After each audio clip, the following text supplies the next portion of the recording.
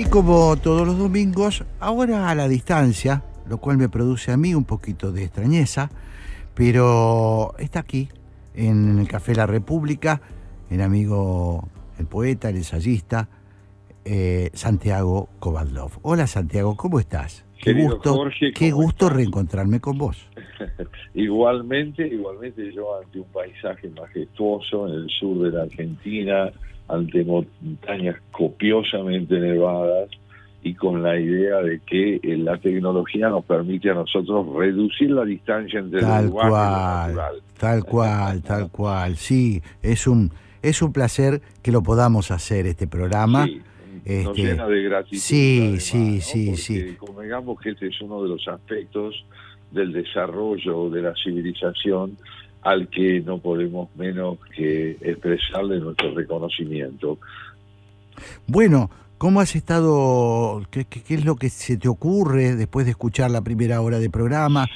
¿Cuáles son? Mucho, Sí, te escuchamos Jorge, atentamente. mucho. Yo realmente, atendiendo a algunos de los puntos centrales que planteas en tu editorial, Sí. la referencia ante el dilema al que se enfrenta hoy la democracia, si puede o no puede combatir una dictadura implacable como la venezolana, creo que poco a poco se fue perfilando en el editorial algo decisivo, que se potenció además con el diálogo mantenido con Diego Vicentini, el cineasta venezolano. Y es esta idea de que más allá de poder garantizar un desenlace favorable a la recomposición de la democracia venezolana, es indispensable poder combatirla. Es indispensable poder combatir la dictadura para poder generar más y más condiciones favorables a la restauración de una vida de convivencia en libertad que hoy está ausente en Venezuela. Señalabas vos en tu editorial que la democracia en verdad no tiene alternativas. O obliga a negociar a la dictadura o se la echa. Lo que no se puede es seguir soportando este grado de represión brutal en la que está sumido el pueblo de Venezuela. El rol de una izquierda auténticamente democrática, decías vos, hoy representada en forma aislada prácticamente por Boric, el presidente de Chile, es fundamental también para la reconstrucción de esa democracia, porque señalabas que la ausencia de una izquierda democrática no solo implica ausencia de un sector del sistema, sino la crisis del sistema democrático mismo, porque es precisa una izquierda democrática allí donde la democracia deba prosperar. ¿Y hoy qué advertimos?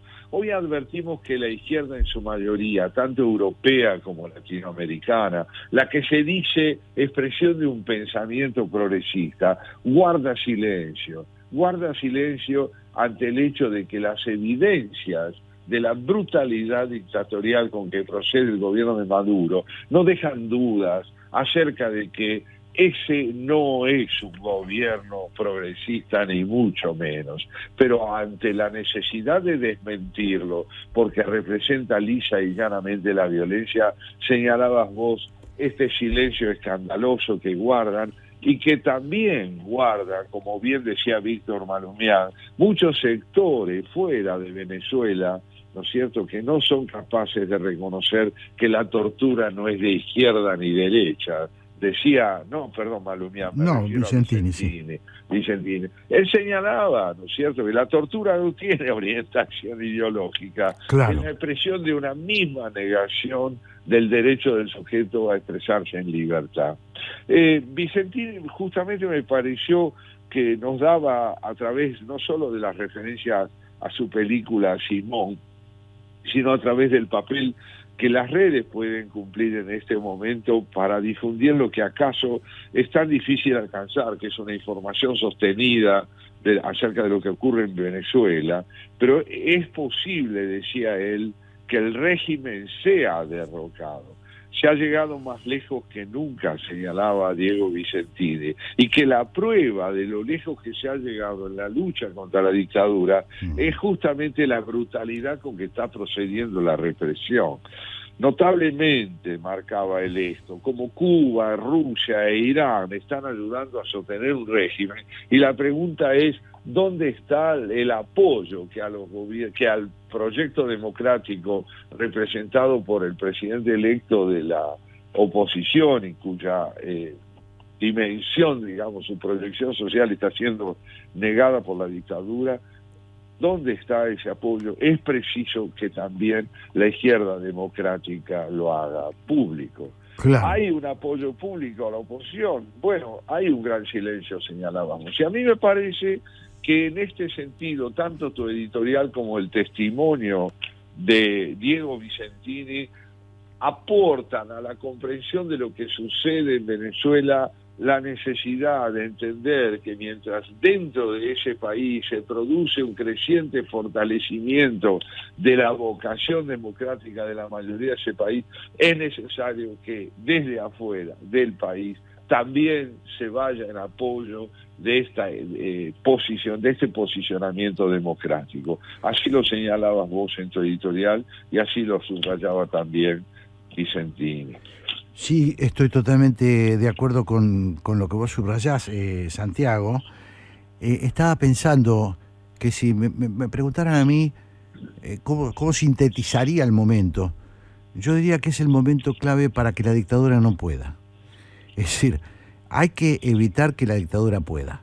Cuando las dictaduras se establecen, como ha ocurrido con Cuba, como ha ocurrido con Nicaragua, de la que hablamos bastante poco, pero que hay una dictadura vergonzante, ¿no? Integrada por un matrimonio, gobierna un matrimonio en nombre de la izquierda, Nicaragua con mano de hierro y con mucha persecución. Bueno, lo sabe Sergio Ramírez, porque lo ha padecido en carne propia, el magnífico escritor nicaragüense que ha tenido que irse de su patria, de su querida patria, pero es el momento para impedir que puedan, es el momento para impedir que se consoliden, porque cuando se consolidan, el trabajo es mucho mayor.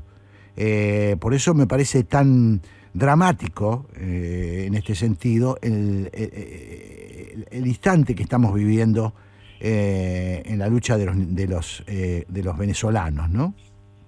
Aun cuando las circunstancias sean tan difíciles, la tenacidad con que está procediendo el pueblo mayoritario de Venezuela pone de manifiesto que la capacidad de reacción no solo es hija de circunstancias favorables, también es hija del ahogo ya intolerable en que se encuentra de pronto una sociedad bajo el peso de una dictadura. Vos fijate que uno de los términos que usó Diego Vicentini para referirse a lo que ocurría fue el de un colapso moral. Él decía, la sociedad venezolana está bajo un colapso moral, las familias quieren volver a reunirse, la segmentación que ha producido la expulsión de 8 millones de venezolanos alcanza en este momento un nivel de tensión y de ahogo que no se tolera, y por lo tanto lo verdaderamente intolerable ya no es enfrentar a la dictadura, sino no enfrentarla. Claro. No enfrentarla. Claro. Esto es fundamental porque tiene que ver con un concepto decisivo que aparece también, fíjate vos, así lo advertí, en el planteo de Víctor Malumián, ¿no? Sí. Porque Víctor Malumián dejó ver a través de lo que con tanto fervor nos contó, que la adversidad estimula la imaginación. Él hablaba de circunstancias que parecieran en principio adversas para la proliferación de pequeñas editoriales, de editoriales que trabajan con públicos reducidos, donde el prejuicio tiende a hacernos creer que no hay espacio para que el negocio editorial prospere, y sin embargo él nos viene a decir que el negocio editorial vinculado a pequeñas ediciones en temas que no son abordados por los grandes monopolios permite generar un mercado de interés y de sustentabilidad, digamos así, cultural notable, a partir de la decisión de darle lugar a la imaginación que sabe encontrar esas brechas o esos espacios donde puede prosperar la cultura con una tenacidad inversamente proporcional a lo que el prejuicio propone. Tal cual, tal cual. Muy interesante, me parece la asociación que haces, porque finalmente estamos hablando de lo mismo, estamos hablando de mantener la llama, ¿no? De mantener la llama. Así es, Y, así y es, eso de es lo que... mantenerla allá. Sí, por eso entre otras cosas, por eso lo convocamos a Víctor Malumián, porque somos admiradores de la gente. Viste esto que vos resaltabas, ¿no? En medio de la crisis, cuando todo parecía que se moría, los tipos salen voy a armar una editorial.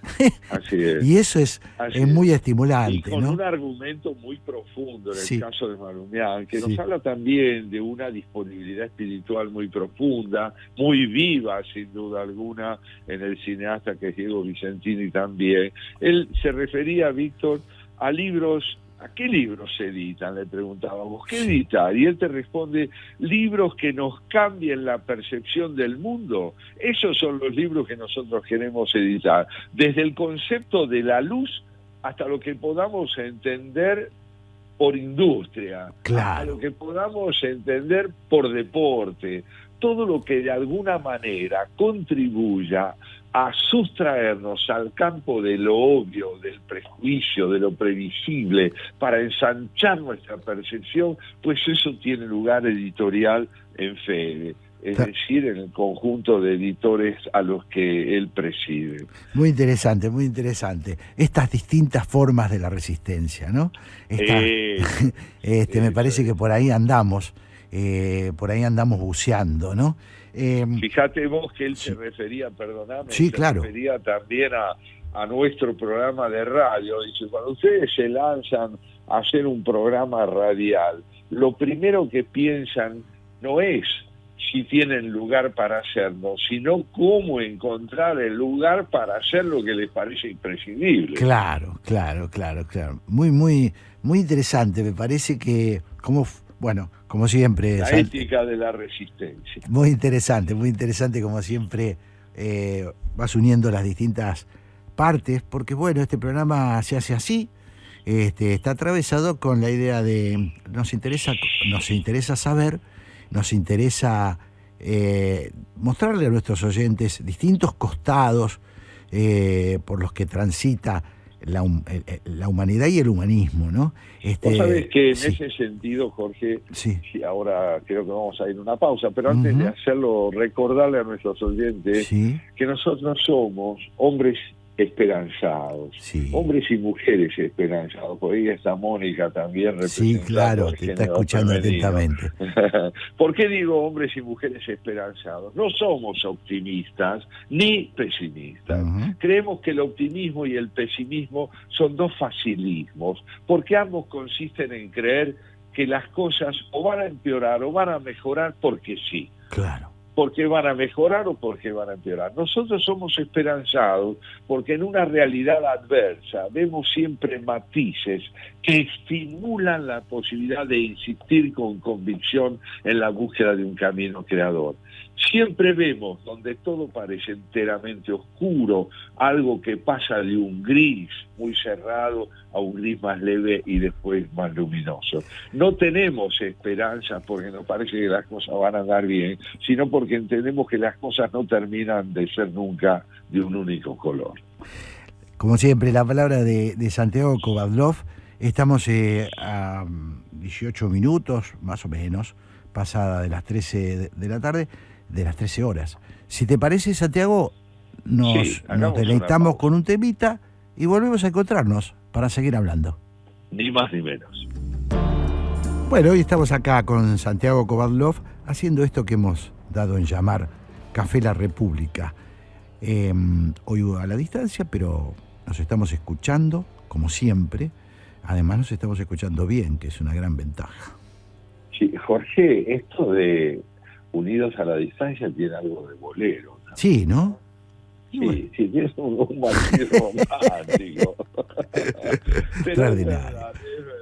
Estoy a más de 2.000 kilómetros de la sede de Radio Ciudad y sin embargo estamos juntos. Y estamos juntos para recordar hoy la palabra de uno de los grandes ensayistas franceses contemporáneos, de quien tanto te he hablado yo, que es justamente Pascal Quignard.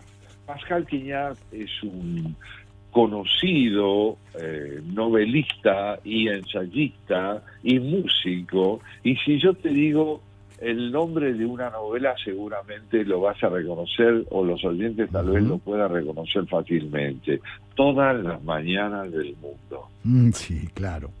¿Te acordás de la película tan hermosa que se hizo a partir de la novela de Pascal Quignard, Sí. que se tituló igualmente Todas las mañanas del mundo, que es el retrato de la pasión musical que se despliega en el marco de la Francia del siglo XVII, en ese mundo donde empieza el talento personal a desplegarse más allá de los convencionalismos musicales. Pues bien, esa gran película está basada en una novela de él, pero él además se ha hecho memorable, y lo es con razón, porque es uno de los pensadores más sutiles, te diría yo, que he podido leer últimamente. Un verdadero discípulo de Montaigne, su maestro del siglo XVII, también XVI, porque Montaigne introduce en el campo del pensamiento la primera persona del singular como la instancia decisiva de lo que puede ser una enunciación verosímil. Cuando un hombre habla en primera persona, puede mucho más que cuando generaliza o cuando lo hace en nombre de una conceptualización no habitada por su singularidad. Y él tiene la posibilidad de brindarnos en la tertulia de hoy una reflexión muy interesante sobre lo que es la palabra, en un libro que se titula El nombre en la punta de la lengua. Ajá. El nombre en la punta de la lengua, maravillosamente traducido por Antonia Barrera al español, en la cual, en esta obra, él nos propone que entendamos que la palabra tiene dos características. Puede ser tanto lo que está a nuestro alcance como lo que se resiste a estar a nuestro alcance, como lo que de alguna manera nos obliga a empeñarnos en buscarla, en discernir con más claridad el camino para llegar hasta ella, porque no siempre, sobre todo en el campo de la creación literaria, las palabras se entregan con facilidad a quien las busca. Y nos dice esto, mira, todos los nombres están en la punta de la lengua. El arte consiste en saber convocarlos cuando es necesario y por una causa que revivifique sus cuerpos minúsculos y negros. El oído, la vista y los dedos esperan formando un redondel, como una boca, esa palabra que la mirada busca a la vez intensamente y en ninguna parte, que está más lejos que el cuerpo, en el fondo del aire. La mano que escribe es más bien una mano que hurga en el lenguaje que falta. En la punta de la lengua algo germina sin florecer hasta que se lo encuentra. Algo brota sin llegar a los labios de quien espía en el silencio. Es lo que está a punto de ocurrir, es lo inminente y aún no sucedido. Es precioso, ¿no? Además, cómo lo dice, lo que dice notable. Y cómo lo dice. Es notable poeta en el sentido de que le infunde a su prosa la intensidad de una vivencia plena. La intensidad de una vivencia plena. Él nos está diciendo aquí algo que creo que vale la pena volver a compartir con nuestros oyentes, y es que la palabra creadora, esa palabra que nosotros llamamos poética o artística, es una palabra que al trascender el campo de las disponibilidades usuales del sentido común, de las expresiones ya hechas, de los significados ya constituidos, nos lanza una búsqueda en la bruma en pos de significados que no terminamos de comprender plenamente hasta que podemos finalmente, por una iluminación venida de la inspiración a la perseverancia, encontrar esa palabra que verdaderamente dice algo inédito que hasta ese momento no habíamos sabido conseguir. Y fíjate que Borges Sí. nos dice algo muy, muy consecuente con esto, cuando señala que sus términos son estos: nada me cuesta reconocer algunos asientos en mi escritura, pero verdaderamente me sorprende haberlos encontrado yo. Claro. Claro. Él siempre hace insiste en esa cuestión de lo milagroso que resulta encontrar las palabras adecuadas, ¿no? Y lo dificultoso que es encontrar las palabras adecuadas, ¿no? Es mucho más fácil, en consecuencia, Jorge, reconocerte como autor de desaciertos que de aciertos. Claro, claro. Otro gran escritor, Robert Browning, un gran escritor inglés, solía decir: cuando escribo, Dios y yo sabemos lo que estamos haciendo, pero cuando encuentro lo que busco, solo Dios sabe cómo pude hacerlo. Ay, qué increíble, extraordinario. Qué belleza. Bellísimo. Hay algo, sí, hay algo de la singularidad que difícilmente ingresa al lenguaje y que muchas veces la mirada puede alcanzar. Por ejemplo, esta reflexión de Quiñán, que dice así: Sí. el rostro personal es más uno mismo que un nombre propio. El rostro personal es más uno mismo que un nombre propio. Por ejemplo, el nombre de cualquiera de nosotros tiene millones de usufructuarios, digamos así. Sí. ¿No? ¿Cuánta gente se llama con tu nombre, con el Claro. mío, con el de Mónica? Pero dice Quiñán, cuando uno contempla el rostro de la persona que es designada por ese nombre, ingresa a una dimensión de lo singular que la palabra no toca, que la palabra no alcanza, porque tu nombre no dice de la singularidad de tu rostro lo que dice la mirada. Es espectacular, ¿no? Qué notable reflexión, qué Claro. sutileza Claro. del pensamiento. Claro. La palabra no puede, no llega ahí. No llega, no alcanza esa singularidad. Claro. Por más talento que haya en la descripción, vos fijate que en ese sentido los pintores tienen con respecto a los escritores una posibilidad que quizá haya que reconocer como definitivamente inalcanzable para quienes escribimos. Sí. Un pintor puede infundirle a un rostro esa singularidad que la palabra no siempre, casi nunca puede lograr. Claro. No obstante, lo maravilloso del lenguaje creador, y ahora sí hablo de la palabra, es que cuando la palabra está inspirada, verdaderamente ilumina con una penetración que solo cabe agradecer la posibilidad de alcanzar algo de la realidad. Claro. Toda palabra recuperada, dice Quiñán, es una maravilla. Claro. Bueno, me hace pensar esto, ¿no? Volviendo a los primeros conceptos que vos dabas, que efectivamente la búsqueda de la palabra adecuada y la búsqueda, digo, para compararlo con la pintura, ¿no? Te lo pregunto. La búsqueda y el encontrar las palabras adecuadas quizás puede aproximarnos a identificar a una persona muy cerca de lo que el propio nombre o la propia particularidad de esa persona indican, ¿no? Quizás. Sin duda. La potencia expresiva del lenguaje en manos de un artista del lenguaje, claro, nos brinda un acercamiento también privilegiado a la intimidad. Claro. A lo que hay de singular en cada uno. Pero lo que sí, te escucho. No te decime. No, estaba pensando que no es cualquier cosa, ¿no? Es decir, yo no alcanza con decir es un hombre sombrío. No. O es un hombre alegre. No ¿No? alcanza.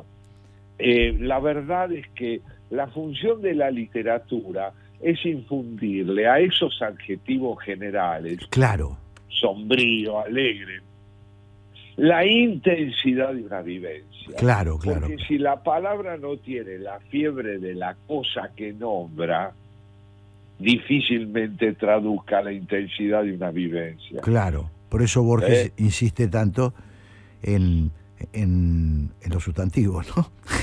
Sí, yo lo sé muy bien porque me lo dijo una vez. Claro, claro. De los argentinos, claro. Y bueno, porque es lo que tenemos a mano. Si yo digo... Eso, muy bien dicho. Ahí das en el clavo de lo que es el lugar común. Claro. Cuando uno se vale de lo que tiene a mano, en lugar de explorar lo que hay de singular en la propia vivencia, no puede de ninguna manera llevar a las palabras la potencia poética o expresiva, que es lo mismo. Ahora, lo que vos sabés que lo que dice Quiñán también, sí, que es sumamente interesante, es que cuando nos lanzamos a buscar aquellas palabras que puedan nombrar una vivencia que se ha tenido y que se nos impone como imperiosa porque queremos expresarla, fatalmente nos vemos obligados a llevar adelante una búsqueda en la oscuridad. Ajá. Nosotros, él dice esto, que la palabra necesaria, aquella que se está buscando y no se encuentra, pueda parecer como difícil de hallar, como difícil de encontrar, pone de manifiesto que la lengua no es el sujeto. Es decir, el hombre busca, en sentido genérico, la palabra propia, pero si la palabra propia no aparece, eso evidencia que el lenguaje no es el sujeto. El lenguaje es un recurso del sujeto, pero el sujeto puede ser un ser que golpea a las puertas del lenguaje que no encuentra hasta que de pronto aparece esa palabra por la que clama. Pero no necesariamente el lenguaje es aquello que pueda ser identificado, homologado al sujeto. Y él aclara que, sin embargo, sin el lenguaje, el hombre es mucho menos que él mismo.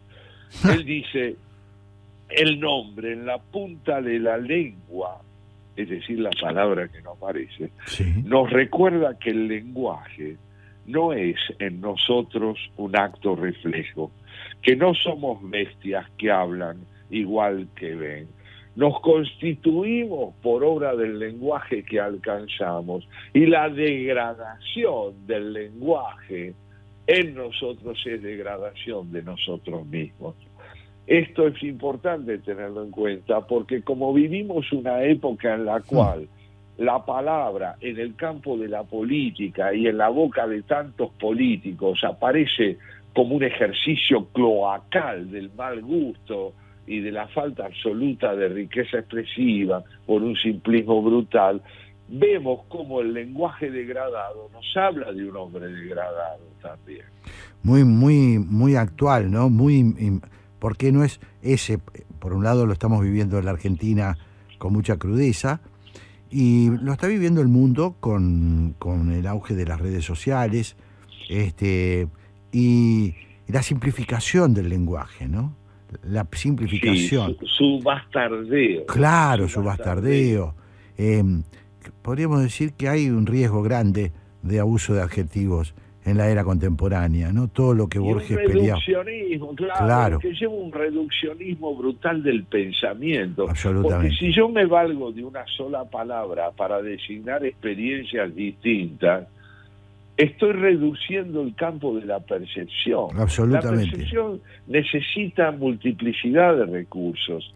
Él dice también esto, sí, que una palabra puede perderse, quiere decir, la lengua no es nosotros mismos, que en nosotros la lengua es adquirida, quiere decir, podemos conocer su abandono, el riesgo que impone su abandono, porque si es cierto que el hombre no equivale al lenguaje, también es cierto que el lenguaje que emplea lo dice todo de él. Qué bárbaro, ¿no? Qué impresionante. Claro, el lenguaje lo dice todo de él. Eso, todo. Por lo tanto, cuando hablamos de la necesidad de educarnos, de enseñar a conocer nuestro idioma, de enriquecer nuestra percepción de un idioma que tiene 1000 años, Jorge. El español tiene 1000 años. Claro. Está asentado gramatical, sintáctica y léxicamente en incontables generaciones que le han dado la tersura, la riqueza, la plenitud que tiene. Y cuidar esa riqueza es hacernos cargos como herederos de una posibilidad de ser más libres, porque cuanto más rico es nuestro idioma, más libres podemos ser. Tal cual, tal cual. Espero que estemos sintonizando con lo que piensa mucha gente o lo que le preocupa a mucha gente. Yo creo que sí, Santiago, Sí.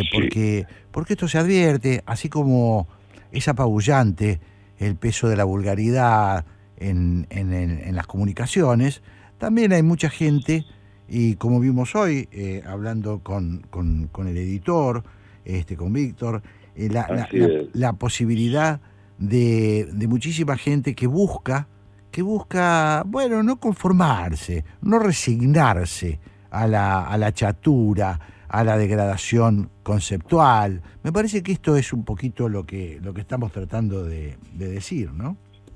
Finalmente estás dando en el clavo del nombre de nuestro programa, cosa que alguna vez comentamos. ¿Qué significa intentar hacer pie? Cuando Montaigne dice, y ya lo hemos comentado en otras ocasiones, yo escribo ensayos porque no hago pie, nos está diciendo el suelo sobre el que está asentada mi expresión es un suelo que vacila. Claro. Soy fundamentalmente un hombre que busca a tientas la expresión adecuada, porque al abandonar el campo del dogma, de la certeza inamovible, de la intolerancia a la diferencia, ingresa a un territorio donde es posible participar de la razón, pero no tenerla. Claro. Digámosle a los oyentes, ya lo hemos contado en alguna oportunidad, que Montaigne casi nos arruina el nombre del programa. Ay, ¿por qué? Y casi porque teníamos esta duda, ¿no?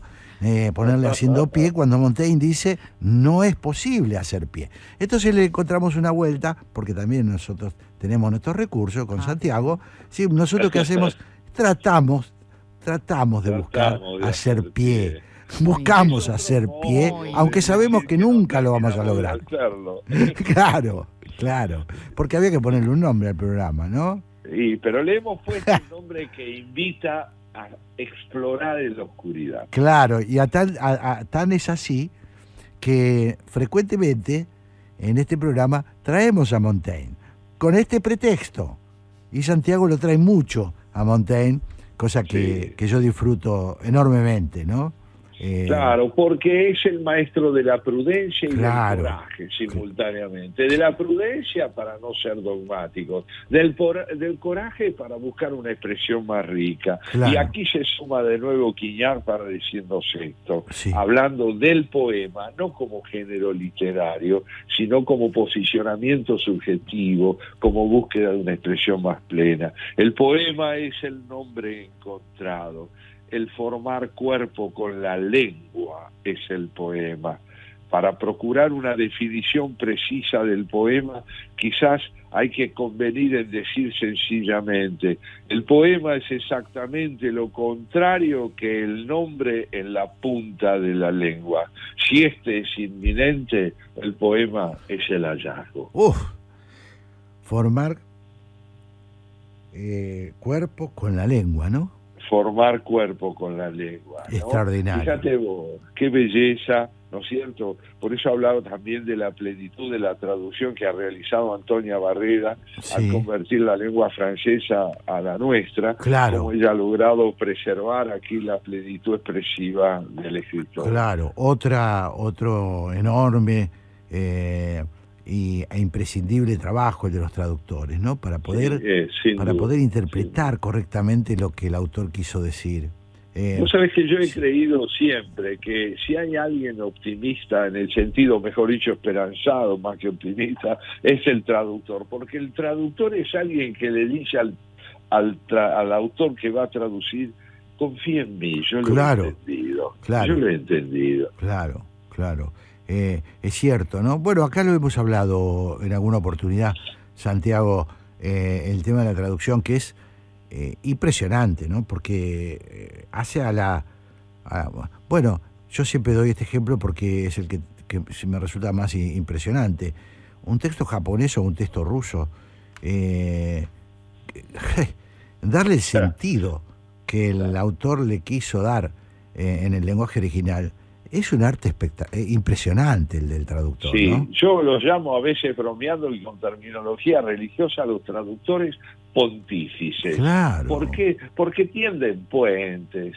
Claro. Allí donde existe el aislamiento, allí donde parece que la distancia puede más que la palabra, aparece el traductor para decir, déjenme bordar un camino que lleva del uno al otro. Tal cual, tal cual. Sí, sí, yo creo que es así como vos lo decís. Nosotros, como nos suele pasar con las buenas cosas, nos acostumbramos a leer en otro idioma, pero imagínate lo que costó eso para dar el sentido más aproximado al que el autor en su lenguaje original quiso darle, ¿no? Así que me parece magnífico.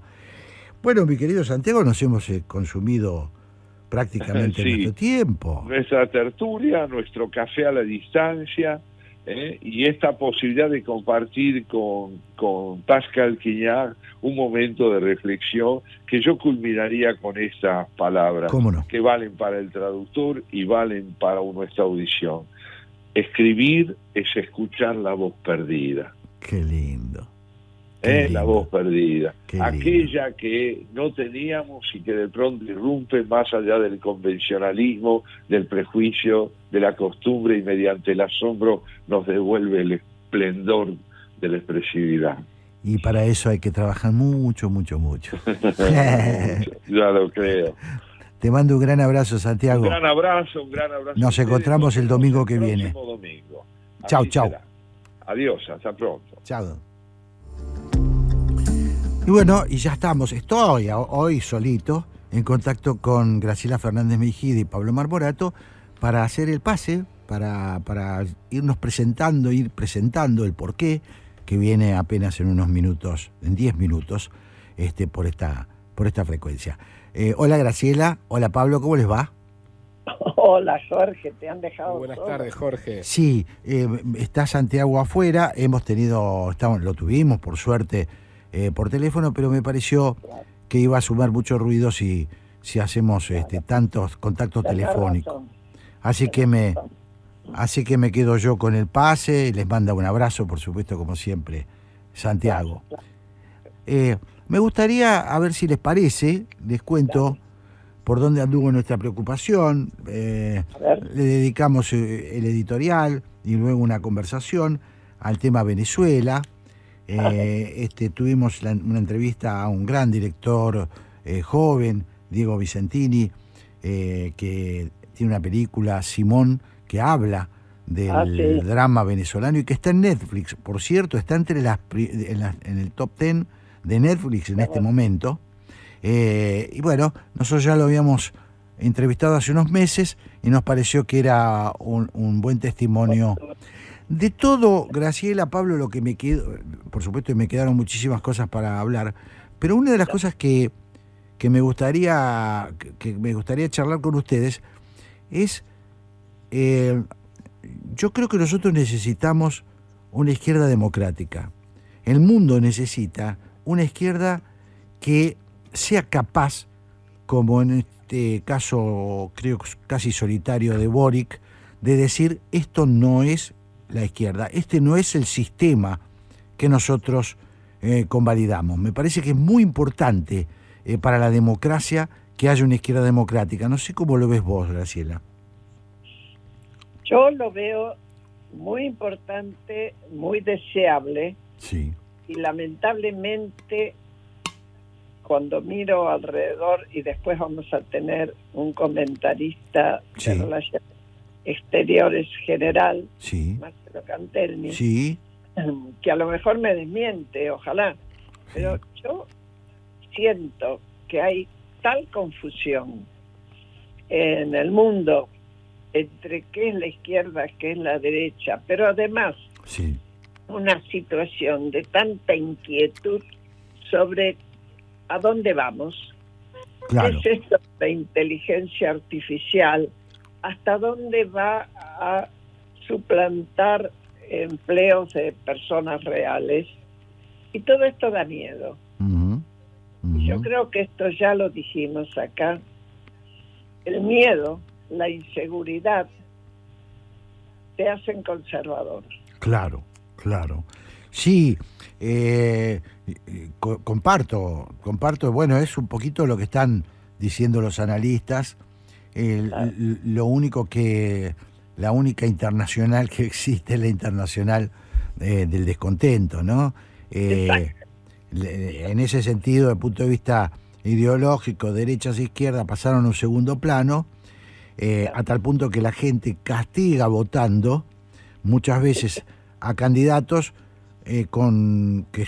elige a uno de una ideología y luego a la vez siguiente elige a otro para voltearlo de la ideología contraria, ¿no? Exactamente. Pero yo una de las cosas, bueno, por lo menos una inquietud, ¿no? Me parece que el tema venezolano, estamos en un límite, ¿no? Estamos en un límite. Sí. Y va a haber una pulseada grande. Yo estaba leyendo hace un ratito toda la discusión de a dónde van a ir a parar los venezolanos que se refugiaron en la embajada argentina. Claro. Por ejemplo.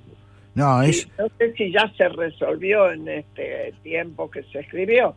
Pero ahí se le pidió ayuda a Brasil. Sí, creo que ya han sido trasladados, ¿no? Ya están acá. Y bueno, pero el hecho en sí mismo de que una embajada sea aparezca como lógico que la puedan invadir. Claro. Bueno, lo hemos visto en películas y demás. Y ha habido otras épocas en el mundo. Yo te diría que en este tema, yo creo que más tarde o más temprano, y ojalá sea más temprano, algo se va a acordar. No puedo imaginar gente tonta en el armado de la oposición. Al contrario. Sí. Muy inteligentes. No, el tema es la resistencia, ¿no?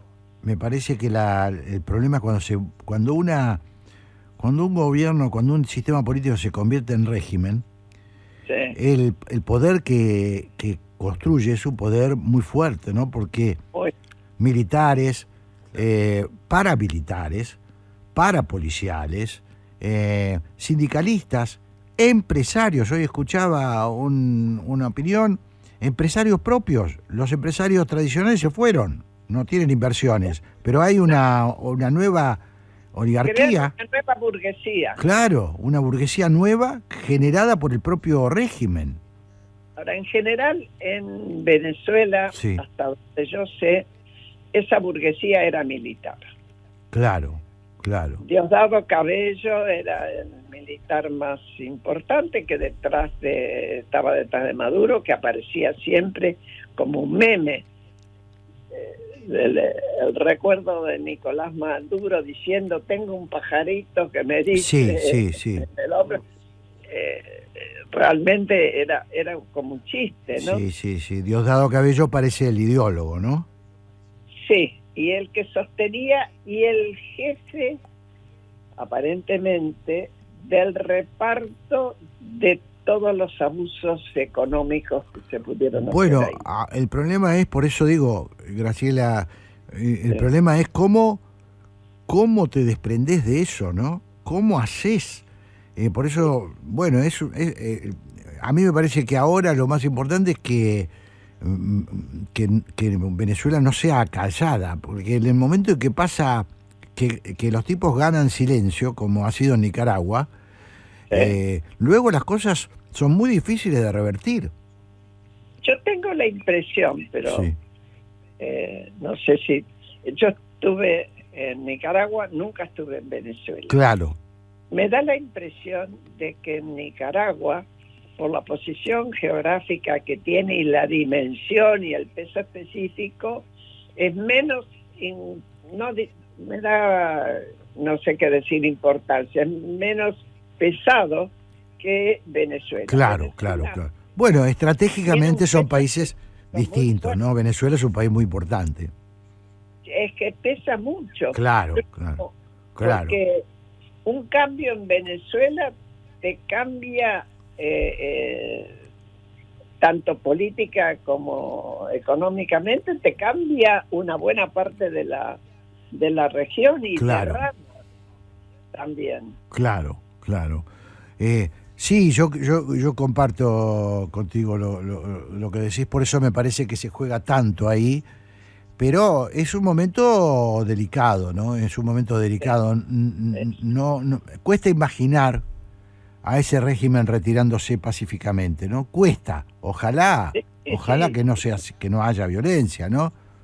No, Bueno, violencia ya hay, pero quiero decir que no termine en una guerra civil, ¿no? A mí me parece que tiene que haber una voz muy fuerte Sí, en la zona, sí, como es la voz de Estados Unidos. claro. La pregunta es, yo no sé cómo van a definir los demócratas su candidato, ¿no? Ujú.